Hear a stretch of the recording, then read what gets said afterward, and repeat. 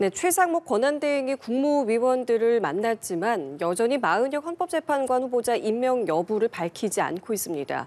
여야는 제각기 최대행을 압박하며 여론전을 펼치고 있습니다. 관련 내용 포함한 정치권 이슈들 최수영 시사평론가 최인호 전 국회의원과 함께 짚어보겠습니다. 두 분 어서 오십시오. 안녕하세요. 안녕하십니까. 예, 최상목 권한대행이 마은혁 재판관 후보자에 대한 임명 여부를 결정하지 못하고 있습니다.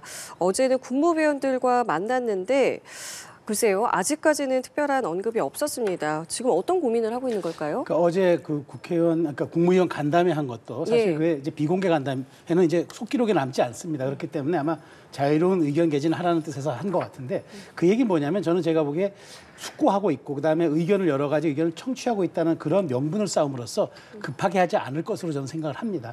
당장 지금 뭐 내일이 될지 모레가 될지 모르겠습니다만은 한덕수 총리에 대한 지금 탄핵 심판 선고가 있다 그러면은 사실 그 최 권한대행이 대행의 대행이기 때문에 지금 인사권을 행사하는 게 과연 적절한 것이냐는 또 질문에 직면할 수가 있는 거고 그다음에 이제 이런 부분에 대해서 또 더구나 이제 그 최대행이 여야 합의라는 걸 했는데 사실상 헌재가 위헌 판결은 내리긴 했습니다만은 실제로 마은혁 후보자 임명 과정에서 청문 절차 같은 경우에는 민주당 단독 소집, 단독 채택, 그리고 단독 가결이 됐기 때문에 그런 측면에서 아직도 이런 부분들은 해소되지 않았고 더군다나 여당이 이렇게 지금 단식 의원들이 단식 농성에 동참하는 면서까지 이렇게 강력하게 반대하고 있기 때문에 최대행으로서는 서두를 이유는 전혀 없다. 그런 측면에서 이 숙고가 장기화될 가능성이 좀 있다고 보고 다만 민주당의 입장에서도 이렇게 과연 압박하는 게 전술적으로 옳으냐는 내부 여론이 좀 있을 겁니다. 왜냐하면 만일 마은혁 후보자 조기 임명하게 되면 이른바 갱신 절차가 3, 4주도 연기될 수 있기 때문에 그런 측면을 고려해서 최대행도 이러한 모든 것들을 좀 감안해서 고려하고 있지 않을까. 그래서 저는 빠르게 임명할 가능성은 없을 것으로 봅니다. 여러 배경을 설명해 주셨는데 이제 그 가운데 하나가 한 총리의 탄핵과 관련돼서 이제 선고가 언제냐라는 것인데 글쎄요, 얼마 전만 해도 이제 뭐 윤 대통령 선고 전이냐 후냐 이런 얘기 나왔는데 지금 말씀하신 것처럼 이르면 이번 주다라는 보도가 나오고 있습니다. 뭐 보도는 나오고 있습니다만 우선 확인해야 될 것이 헌법재판소는 대통령 탄핵 심판을 하면서 어떤 탄핵 사안보다도 대통령 탄핵 심판을 가장 최우선적으로 심판하고 재판 결과를 결정하겠다라고 했습니다. 그러면 그 원칙대로 따르면은 대통령 탄핵 선고 이후에 한 총리에 대한 탄핵 선고도 있어야 될 것인데 일단 그 점에 대해서는 좀 확인이 필요하고요. 만약에 한 총리에 대한 탄핵 선고가 이번 주나 다음 주 초에 다시 말씀드려서 대통령 탄핵 선고 전에 만약에 있다면 마은혁 임명에 대한 뭐 여러 가지 판단들을 해볼 수 있는 대목이 아닌가 그렇게 생각하고 최대행이 어저께 국무회의 간담회를 열었습니다. 간담회는 방금 우리 최 의원 말씀대로 그렇게 뭐 속기록에 남지도 않은 그런 절차를 왜 했느냐 그것은 좀 시간 끌기용 아니냐 하는 그런 지적들이 있었는데 최대행은 아마 대통령 탄핵 심판 선고 날짜와 특히 앞서서 한 총리에 대한 탄핵 심판이 있을 경우에 한 총리가 복귀하는 것을 염두에 두고 마은혁 재판관에 대한 임명을 좀 늦추려는 그런 의도가 아니었나 이렇게 생각하고요.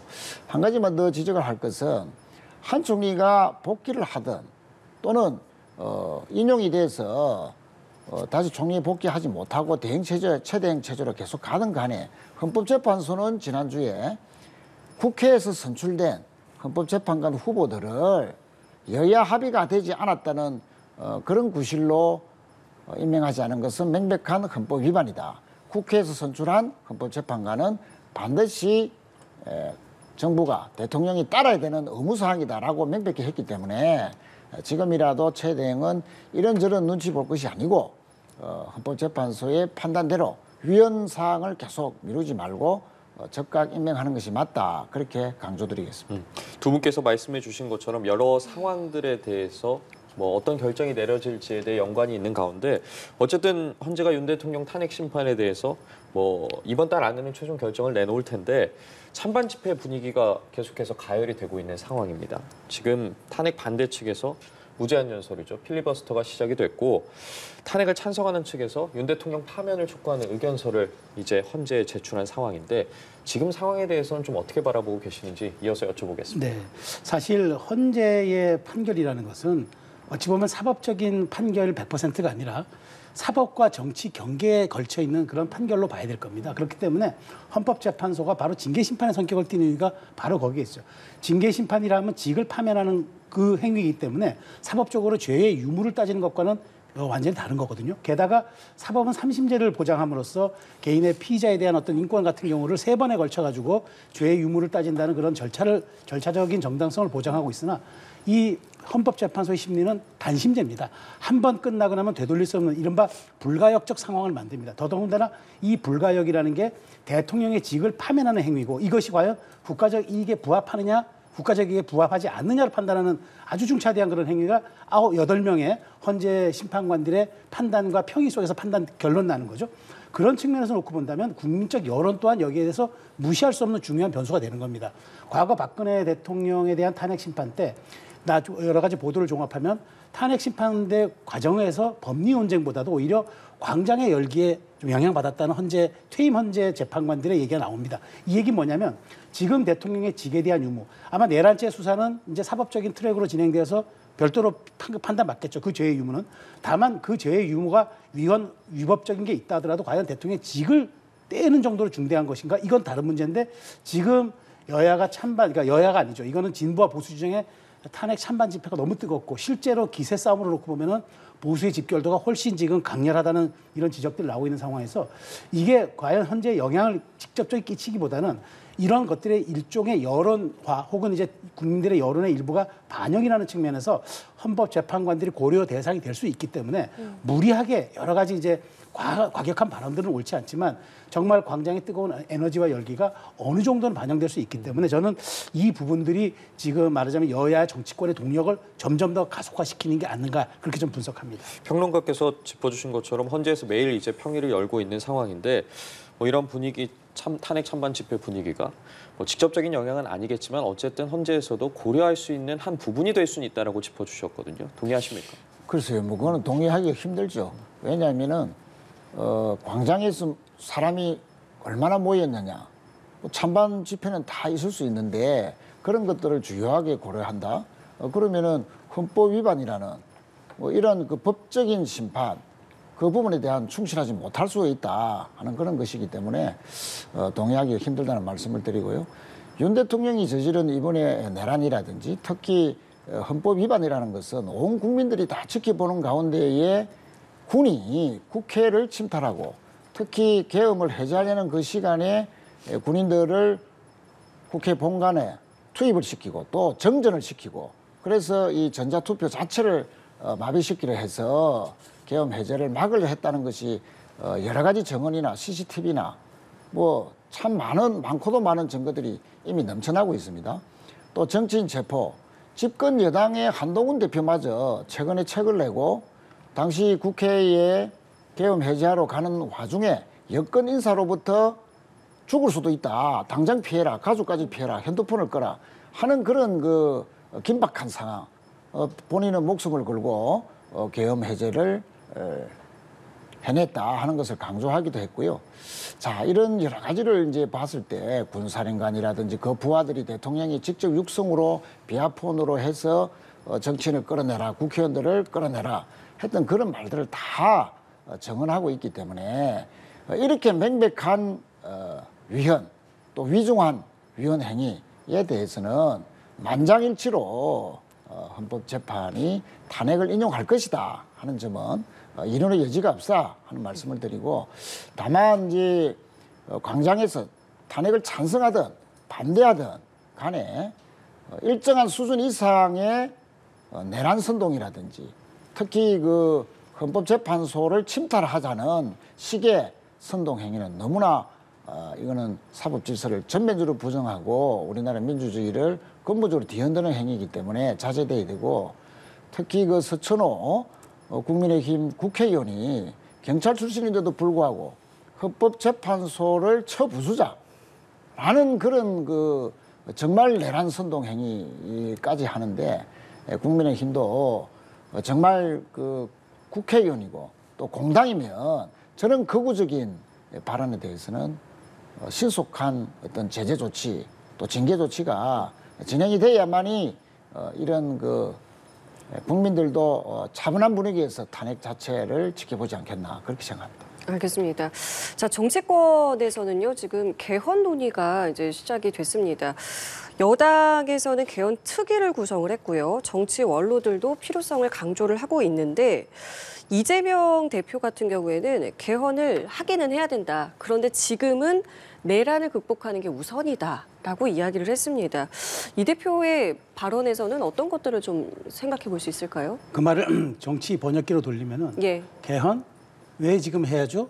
조기 대선이 눈앞인데 내란 극복이란 말을 쓰지만 저는 빨리 대통령이 되고 싶습니다. 말로 저는 정치 번역기를 돌리겠습니다. 이재명 대표의 속내는 딱 하나죠. 어저께 그 원로들이 모여서 이제 개헌 논의를 한번 하는 이제 행사가 있었잖아요. 그 이제 거기에 전직 총리들이 다 오셨고 국회의장 했던 분들이 원로들이 다 오셨는데 거기서 아주 정확한 지적 하나 나왔지 않습니까? 정대철 헌정회장이 개헌의 걸림돌 딱 한 명이다 대한민국에 이재명 대표라고 적시했습니다. 이 얘기는 뭐냐면 사실 지금 적기가 맞습니다. 우리 모든 사람들이 얘기합니다. 과연 시대 정신이 지금 87년 헌법 체제가 지금 유효한 것인가라는 질문을 끊임없이 던지고 국민의 많은 부분들 저는 상당수 지금 그 분들이 여기에 대해서 동의하고 있다고 봐요. 왜냐하면 제왕적 대통령제 혹은 87년 체제 부산물이 결국 거의 모든 대통령의 비극적 최후가 있었기 때문에 이런 식이라면 과연 이 체제를 더 이상 끌고 가는 게 우리 몸에 맞는 옷인가 이 얘기를 묻고 있는데 이재명 대표 한 사람은 그 옷 사이즈 중요하지 않아요. 우리는 지금 과거에 잘못한 거 단죄하는 게 더 중요합니다. 그 말만 합니다. 근데 현직 대통령이 지금 탄핵 심리를 받으면서 이런 얘기를 했습니다. 나 만일 복귀한다 해도 개헌만 만드는 대통령이 되겠다라는 얘기를 했습니다. 이 얘기 뭐냐면 정확하게 지금의 권력 공백기라는 얘기입니다. 본인도 그걸 인정했습니다. 그러면 자기는 원포인트로 개헌에만 집중하겠다고 하고 사회 동력이 이렇게 있는데 그러면 앞으로 설령 조기 대선이 된다 쳐도 저는 구도가 명쾌하기라고 봅니다. 호헌파와 개헌파로 나눠지고 국민들은 둘 중에 하나 선택할 수 있을 겁니다. 과연 이재명 대표가 이런 역사의 물결을 외면할 수 있을 것인가? 지금 내란 극복이라는 말로 본인의 대권 요구를 계속 포장하고 있지만 실제로 이런 도도하게 흐르는 시대 정신을 과연 이재명 대표가 거부할 수 있을 것인가? 전 달리 봐요. 그래서 만일 설령 인용돼서 조기 대선으로 간다 하더라도 나는 대통령제 종식과 그러니까 제왕적 대통령의 종식과 임기 단축을 위한 개헌을 모든 후보들이 다 걸고 여야 모두 그다음에 만일 이재명 대표가 후보가 된다 하더라도 나는 호언하겠다고 얘기할 경우에 저는 구도가 달라질 수 있을 거라고 봐요. 그런 측면에서 저는 이 개헌에 대한 논의가 지금은 별로 동력이 없어 보이지만 실제로 대권 가도라든가 조기 대선 국면으로 봤을 때 굉장한 파괴력이 있을 것으로 저는 예측합니다. 외면할 수 있겠는가, 거부할 수 있겠는가라고 하셨어요. 그러니까 다수가 그 목소리를 낸다면 네. 과연 이것을 거스를 수 있겠느냐라는 말씀이신데요. 뭐 거슬 사람이 있겠습니까?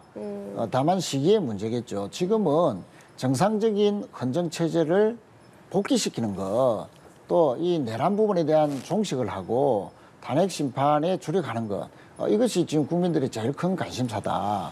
지금 국민의힘에서 과도하게 개헌 주장을 하면서 이렇게 뭐 정치 공세로까지 나오는 것은 탄핵 이슈를 벗어나서 자신들에게 불리한 탄핵 이슈를 벗어나서 또 맹태경 게이트라든지 이런 국민적인 관심사에 벗어나서 블랙홀이라고도 일컫는 이런 개헌 논의를 본격화함으로써 자신들의 어떤 공공한 정치적 입지를 대선을 앞두고 좀 벗어나려는 그런 정치적인 계략 아니냐 하는 그런 시각을 저희 당 의원들은 절대 다수가 갖고 있다 하는 말씀을 우선 드리고요. 다만 87년의 헌법체제는 근 40년이 다 됐기 때문에 이제는 시대의 흐름에 맞게 개헌을 해야 된다는 데 대해서는 이재명 대표도 원칙적으로 다 공감하고 있다는 말씀을 우선 드리고요. 특히 그 기본권 개헌이라는 문제는 여러 가지 생명권이라든지 인권의 신장이라든지 40년 동안 여러 가지 판례들이 다 많이 나와 있는데 이런 것들을 다 반영해야 될 필요가 있고 특히 권력 구조와 지방 분권에 대한 부분들도 개헌의 필요성이 다 공감하고 있기 때문에 저는 이제 우선 탄핵 선고가 나고 나면 바로 이제 대선 국면에 접어드는데 각 당의 유력한 주자들이 또 대선 후보들이 대선의 공약으로서 또 집권을 하게 되면은 앞으로 어떤 식으로 개헌하겠다는 그 구상을 내놓고 그 구상을 가지고 국민들의 누가 더 공감을 얻을 것인지를 선의의 경쟁을 해서 국민의 선택을 받는 것이 우선이다. 그렇게 생각하고요. 그러나 이제 권력 구조와 관련해서는 대체로 4년 중임제 또 결선 투표제 뭐 이런 부분들은 여야가 상당히 이제 합의할 수 있는 부분이다. 다만 국민의힘 속에서는 어떤 권력 분산형 대통령제를 선호한다. 그 권력 분산이라는 것이 대통령제의 근간을 유지하면서 어떤 그 대통령의 과도한 권한을 좀 줄이자는 것이 아니고 내각제 총리의 권한을 너무 주자. 또 국회에서 선출된 총리에게 그 행정부의 수장으로서 역할을 주자. 만약에 이런 식의 과도한 주장이라면 상당히 개헌 그 자체의 입장이 근본적으로 다르기 때문에 이런 부분들을 염두에 둔다면 각 당의 유력한 대선 후보들이 대선 공간에서 공약으로 내놓고 아까 말씀드린 대로 국민의 선택을 받게 하고 또 집권하면 이번에는 반드시 개헌한다라는 개헌의 일정 로드맵을 구체적으로 제시할 필요가 있다. 그렇게 생각합니다. 거스를 수 없지만 어쨌든 시기의 문제라고 말씀을 해주셨는데 아무래도 시기가 시기다 보니까 그 행보 하나하나에 관심이 가는 건 사실이지 않겠습니까? 이재명 대표 같은 경우에도 이제 이재용 삼성전자 회장을 만납니다. 네. 앞서서 뭐 반도체 특별법의 주 52시간제 같은 경우에서도 논란이 됐었던 바 있는데 어떤 만남을 갖고 또 이 자리에서 뭐 반도체 특별법 등과 관련해서 이야기가 좀 나올 거라고 보십니까? 나오겠죠. 나오는데 이재명 대표의 말은 거죠. 그 본인이 상황에 따라서 조변석계를 하기 때문에 문제가 있는 겁니다. 그러니까 이재명 대표 최근 발언을 보면 우리가 이제 뭐 우클릭이라고도 표현하고 뭐 중도 확장 뭐 이렇게 표현하는데 저는 그렇게 안 봐요. 표만 되면 다 원하는 것만 골라 먹는 그 이른바 우리의 체리 피킹이라는 게 있습니다. 뭐냐면 케이크에서 가장 맛있다는 위에 체리만 쏙쏙 골라 먹는 그런 아주 그 뭐라 유리한 것만 이제 선별적으로 취사 선택하는 그런 행보를 얘기하는데 이재명 대표의 행보가 바로 그래요. 왜냐하면 본질적인 거에 관계없어요. 그러니까 상속세법 얘기하면은 개인의 상속세법에 대해서 상속세에 대해서 18억으로 상향 조정한 것만 얘기하지 정말 문제가 되고 기업의 상속세에 대해서는 이런 방구도 얘기 안 해요. 왜냐하면 이게 표에 도움이 안 된다고 생각하는 거죠. 그리고 마찬가지로 부동산에 대한 부분들도 마찬가지예요. 그러니까 이게 18억이면은 수도권에 있는 이른바 마용성 지역이라든가 그 이른바 한강벨트에 있는 분들 혜택 보는 사람들이 한 32만 가구 추정된대요. 지난번 대선에서 진표가 31만 표거든요. 그러니까 이런 경우 이재명 대표 행보들을 보면은 정확하게 본인의 그 표심 확장, 그다음에 혹은 나중에 자기가 다시 한번 그 대선 도전했을 때 이길 수 있는 그런 구도 이런 것들만 생각을 하는 거죠. 그런 측면에서 정말 지도자라면은 인기 없는 것, 그다음에 표가 안 되는 것도 과감하게 수용하고 포용해야 되는데 지금 이재명 대표를 만난다. 자, 그래서 52시간 얘기를 한다. 그런데 이재용 전 소카 대표가 그 얘기 하잖아요. 타다라는 혁신 기업의 발목을 잡은 게 누구냐? 그것부터 사과해라. 그것만 아니었어도 그 혁신 기업이 컸을 텐데 그 싹을 아예 2020년 때 잘라버려서 이런 식으로 과연 우리 사회에서 스타트업 기업들을 그렇게 다 사장시켜 놓고 이제 와서 내가 개혁적이고 정말 시장 친화적인 사람으로 가겠다? 누가 믿냐고요. 그래서 이재명 대표의 위기는 사법 리스크가 아니라 신뢰의 리스크고 이배 리스크다라는 얘기가 나오는 지점입니다. 그런 측면에서 오늘 만나는 거는 저는 또 이른바 언론 쇼잉이라고 보고 거기서 나오는 메시지가 힘을 가지려면 결국 메신저가 굳건하게 자신의 발과 자신의 결과로서 보여주는 그런 결과물이어야 하는데 그렇지 못하기 때문에 저는 저런 행보가 계속 가속화되겠지만 별로 신뢰는 받지 못할 거라고 생각합니다. 예. 우리나라 기업 중에서도 뭐 삼성이라면 그 경제적 위상이 가장 큰 기업 중에 한 기업 아닙니까? 특히 이제 반도체 부분에서는 그 수출이나 또 국민 경제에 미치는 영향이 절대적이다 할 정도로 삼성이 차지하는 경제적 비중이 높은데 이번에 이재명 대표와 이재용 회장이 처음으로 이제 20일 만나다고 이제 알려져 있습니다. 뭐 저는 이재명 대표가 그야말로 민생 행보의 일환으로 이런 그 삼성전자 회장을 만나는 것은 대단히 바람직하다.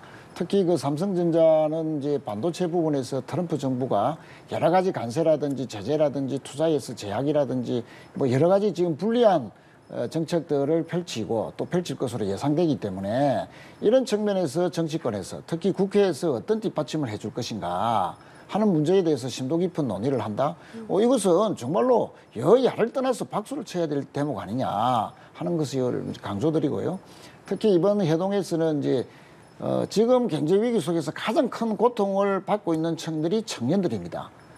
그런 이런 청년들의 취업 문제라든지 또 청년들의 어떤 연구, 개발 이런 부분들에 대한 지원을 어떻게 삼성과 정부, 국회가 해야 될 것인지 또 법적으로 지원할 문제가 있는 것인지를 터놓고 한번 이야기를 해보는 저는 뭐 이번 회동에서 이재용 회장이 정치권에 여러 가지 아마 주문들을 할 것으로 보고 또 실질적으로 정치권에서 뭐를 구체적으로 해줬으면 좋겠다. 특히 국회는 이제 법과 예산을 확정하는 그런 이제 헌법기관이기 때문에 국회에 아주 중요한 점들을 상당히 요청할 수 있는 그런 자리이기도 하고 이 대표도 이 부분에 대해서 상당히 사전에 연구를 많이 하고 준비를 많이 하지 않겠나 그런 생각입니다. 그래서 앞으로 이러한 재계 총수들을 만난다든지 또 특히 대기업들의 애로사항을 여러 가지로 듣고 지원하고 해결하는 그런 민생 행보는 이재명 대표가 더욱더 강화돼야 되고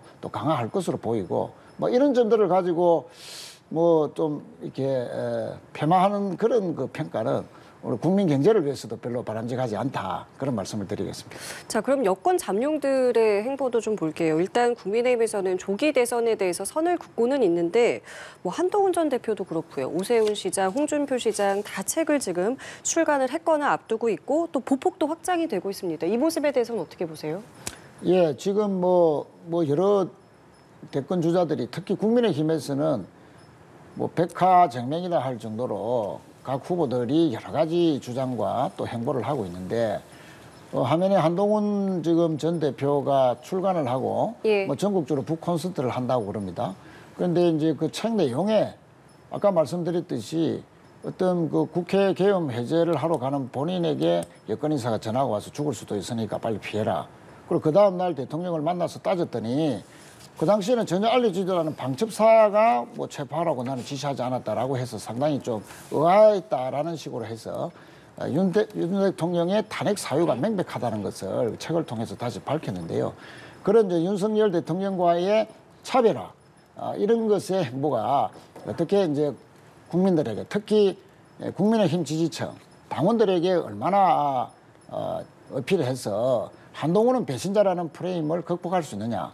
이것이 주요한 관심의 포인트고 김문수 장관은 지난 주말에 대구로 방문해서 소위 이제 탄핵 반대의 여론이 높은 대구 민심을 좀 공략해서 윤 대통령의 어떤 지지자층들을 더욱더 공고하게 본인의 지지 기반으로 삼으려는 그런 행보를 해왔는데 그러나 이런 윤석열과 김문수라는 그런 등식화 전략이 과연 중도 확장에 얼마나 도움이 될지 과연 본선에서의 경쟁력을 얼마나 평가받을지 이런 점에서는 상당한 한계를 보이고 있기 때문에 그런 점에서도 김문수 장관은 여러 가지 숙제를 안고 있다고 봐지고요. 오세훈, 홍준표 두 분은 뭐 여러 가지 행보를 하고 있습니다만 지금 맹태균 게이트로부터 상당한 의혹을 받고 있고 그 측근들이 여론조사 대납을 했다 해서 지금 수사를 받고 있습니다. 그 결과 또 상당한 또 정치적인 타격 또 법리적인 타격도 받을 수도 있기 때문에 이런 맹태균 게이트로부터 이분들이 과연 어떻게 잘 극복해낼지 실제 또 어떤 법망에 피하지 못할 경우는 치명타를 당할 수 있기 때문에 이것이 주는 국민의힘 후보의 어떤 경쟁 구도가 어떻게 바뀔지 김문수와 한동훈 간의 그런 양자 대결 구도로 좁히는 거 아니냐 하는 그런 분석도 있으니까 그런 점들을 앞으로 예의주시해서 좀 봐야 될 대목이다 이렇게 생각합니다. 지금 최 의원님께서 한 명 한 명 짚어주신 것처럼 여러 인물들이 지금 등장하고 네. 있잖아요. 구도라고 말씀하셨는데 이제부터는 뭐가 중요하다고 생각하세요? 그러니까 지금 사실 여권 입장에서는 조기 대선에 대짜를 꺼내면 안 되잖아요. 근데 각자의 특장점을 살리는 지금 행보를 하고 있는 것 같아요. 그러니까 오늘 한동훈 전 대표는 오늘 홍대에서 이제 청년들을 만나는 이른바 북콘서트를 하는데 여기는 중수청, 한동훈 전 대표가 얘기했던 중도 수도권 청년이 그대로 녹아있죠. 서울의 중심과 청년들. 이런 것들에 대한 이제 본인의 소구력을 얘기할 것 같고 안철수 의원 같은 경우는 부산으로 왜 가느냐. 내가 PK에 내가 장자다. 내가 거기에 연고가 있다는 걸 강조해서 그쪽에 대한 득표력을 보이는 거고. 그다음에 오세훈, 김문수 이런 오세훈, 홍준표 현직 시장들은 경제 구상 같은 거 발표하면서 단체장이 갖고 있는 그런 경륜과 이력들을 그걸 장점으로 부각하는 거고 김문수 지금 장관은 언급하지 않음으로써 더 주목도를 높이는 이른바 보수 지지층에 더 강력한 지지를 받는 탄핵에 대해서 반대함으로써 조기 대선을 또 반대하면서 오히려 지지를 얻는 그런 지금 일종의 지금 동질화 현상을 보이고 있는 거고요.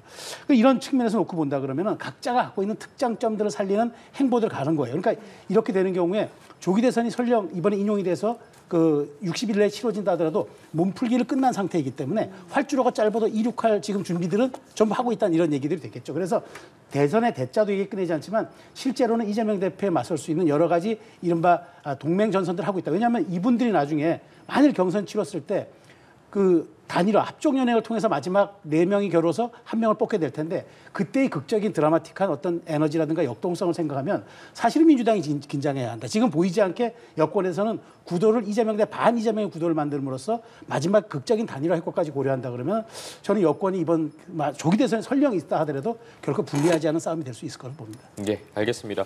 끝으로 두 분께 이 내용도 좀 여쭤보겠습니다. 선관위가 채용 비리 문제에 대해서 사과를 하고 나섰고 통제 방안에 대해서 논의가 진행되면 뭐 적극적으로 참여하겠다라는 입장까지 밝혔습니다. 그런 가운데 여야에서는 이 사태를 풀어갈 좀 방법에 대해서 차이가 좀 있는 것 같아요. 당장 여당에서는 특별감사관 도입해야 된다. 지금 뭐 사전투표제와 관련된 이야기까지도 나오고 있고요. 어떻게 바라보고 계십니까? 뭐 우선 뭐 자녀 채용 비리라든지 이런 부분을 빨리 시정해야 되는 건 당연한 일이고요.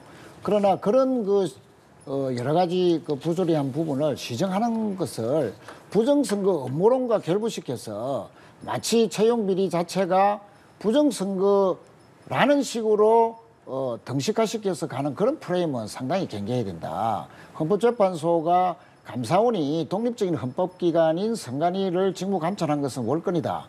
라고 해서 이제 그렇게 하지 마라. 라고 이제 이렇게 선고를 내렸는데 그렇다면 국회의 통제 방안도 적극적으로 검토할 필요가 있는 거 아니냐. 그래서 앞으로 선관위가 여러 가지 부조리나 또 어떤 자녀 채용 비리라든지 이런 것들이 있다면 국회에서 여야가 합의해서 국정조사 또 국정감사 또 그와 준하는 여러 가지 이 국회에서 할 수 있는 여러 가지 통제 방안들이 있거든요. 이런 것을 우선적으로 검토해서 한다면 선관위의 여러 가지 이 부분들은 시정할 수 있는 계기가 될 것이다라는 점을 말씀드리고 끝으로 한 말씀만 더 드리면 이 자녀 비리 이런 것을 있지도 않은 부정선거 음모론 그 대통령이 이번에 계엄 내리면서도 선관위에 군인들을 보내서 서버를 탈취하고 또 직원들을 납치 구금해서 고문하려까지 했다라는 그런 이제 여러 가지 검찰의 조사가 지금 밝혀지고 있는데 부정선거라는 것은 있을 수가 없습니다. 한 번 더 강조드리지만 지난 국회에서도 전국에 약 30만 명에 가까운 선거 또 참관인 또 개표 참관인 이런 부분들이 다 있고 또 각 후보자들이 다 점검하고 다 동일하다는 걸 확인하고 결정하는 것인데 어떻게 해서 자꾸 부정선거를 깔면서 선관위를 공격하는 것인지 참 이해할 수 없고 그런 점에서 부정선거 음모론과 이런 부분들은 전혀 별개의 문제라는 사실을 다시 한 번 더 강조드리겠습니다. 예. 저는 그 선관위가 굉장히 비겁한 행태를 보이고 있다고 봐요. 그러니까 저는 부정선거는 선관위와 연결짓는 건 저는 그건 나중에 다시 한번 논의를 한다 하더라도 최소한 지금 이렇게 문제가 불거졌는데 우리가 자체적으로 우리가 이거를 좀 감사하고 우리가 이거를 징계하겠다 얘기인데 아니 우리 인류사의 오랜 숙제가 그럼 감시자는 누가 감시하는가 이겁니다. 상권 분립 제도화에서 자 그러면 그 우리를 모든 것을 통제하는 그 감시자는 누가 감시할 것인가? 근데 그걸 그 감시자의 선의에 맡기겠다? 장친들이 알아서 잘하기를 바란다? 그건 말이 안 되는 거죠. 선관위가 왜 더 비겁하냐면 국회의 통제를 받겠다고 합니다. 국회가 자기들을 통제하지 못한다는 걸 압니다. 왜냐하면 최 의원님도 국회의원 하셨지만 아니 국회의원이 제일 눈치 보는 기관이 선관위입니다. 자신들의 생사여탈을 쥐고 있을 수도 있는 그런 선관위를 국회가 그렇게 세게 통제한다고요?